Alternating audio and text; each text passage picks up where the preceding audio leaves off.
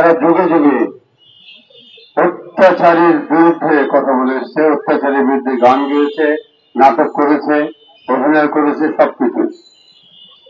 আমরা হঠাৎ করে দেখেছি, আমি ব্যক্তিগতভাবে বলি, 69-এ ট্রাকে করে আমরা গান গেয়েছি এদেশের জন্য, 71-এ গান গেয়েছি ট্রাকে করে, সেটা অত্যাচারের বিরুদ্ধে।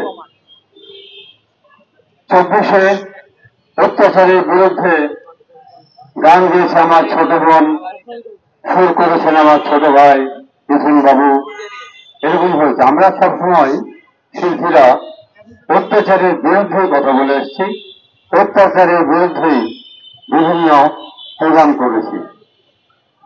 কিন্তু কেউ কারো অত্যাচারীর সপক্ষে গান গাওয়া শুরু করে, তখনই মনে কষ্ট হয়। আমরা যারা অত্যাচারিত, দীর্ঘ সময় ধরে অত্যাচারিত, তারাই আজকে রাস্তায়। কিন্তু যারা অত্যাচারের পক্ষে কাজ করেছে, তাদের জন্য আমাদের ধিক্কার।